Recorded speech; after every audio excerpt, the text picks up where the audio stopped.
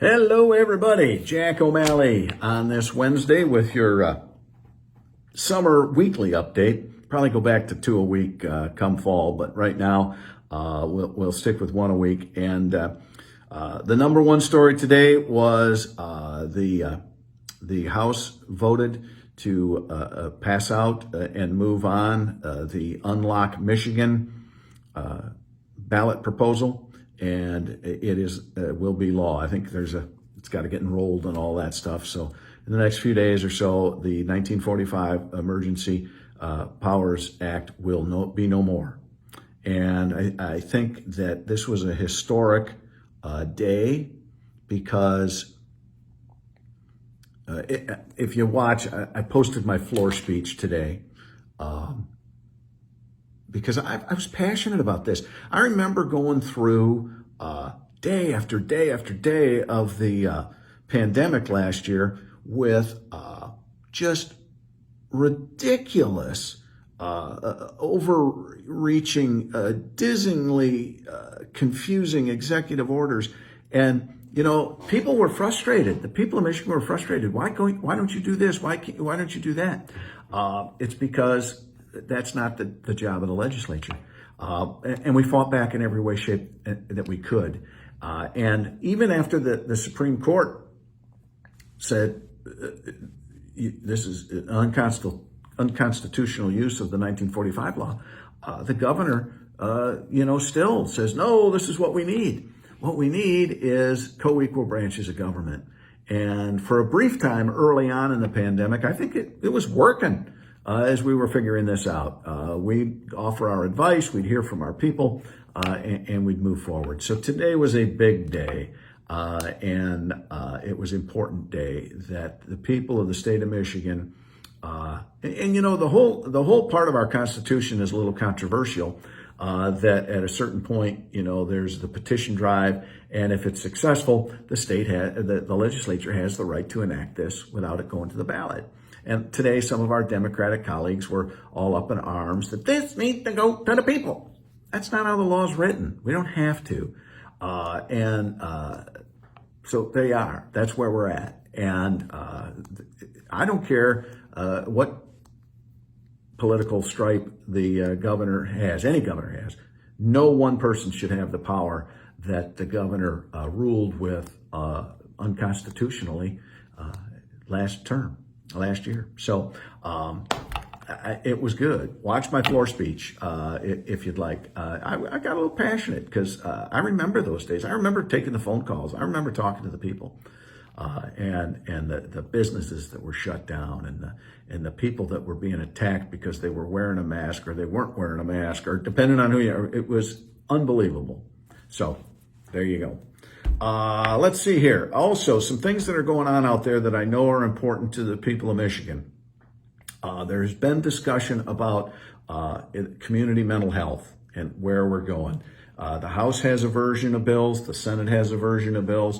They're in committees and being testified. I'm trying to learn as much as I can on both sets of bills so that I can make an informed decision. And I think that just so you know, the process is working. We're moving forward. I think both sides want change because our mental health system in the state of Michigan needs some fixes. So we're working on that, and it's happening. And I'm trying to educate myself as best I can, talking to both sides to learn which way, is the Senate plan. What's good about the Senate plan? What's good about the House plan? Yada, yada, yada. So I know that's a concern. I just want you folks to know that we are working on it.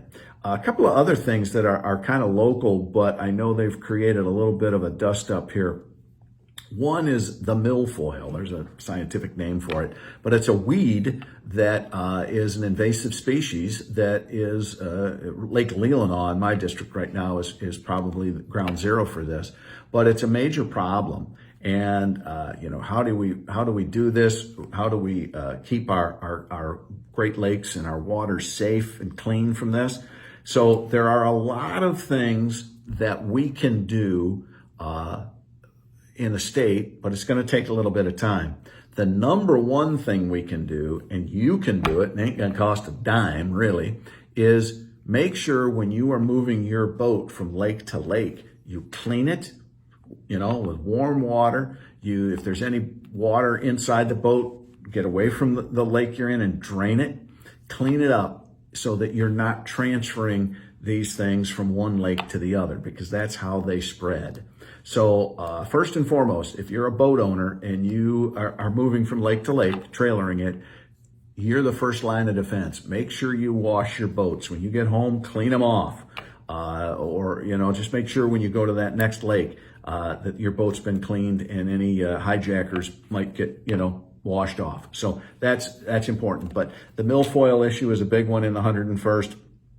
And I've been chatting with Chet Janik, the county administrator. I've got some talks with our natural resources policy people set up so that we can learn to see how we can do this. I can learn to see what our options are, what's been done in the past, what we can do. So know that that's on the radar as well. But again, things aren't gonna happen overnight. First and foremost, boaters, make sure, kind of like, remember with the ash borer, and there's signs everywhere, and that's why the little roadside firewood businesses have cropped up. It's because you don't transfer your firewood from your home to another part of the state, because you could be transferring a hitchhiker. Same thing with boats. It's the same idea. If you're a boater, we need you to make sure you clean off your boat. There are some communities and conservation districts that are gearing up to have boat washes and that sort of thing, but you can start. All right, so keep that in mind. Another issue that kind of popped up a week or so ago that I want to add at my perspective in the 101st is the DNR is looking at a new rule change that would say, and I'm paraphrasing here, so to give you the gist.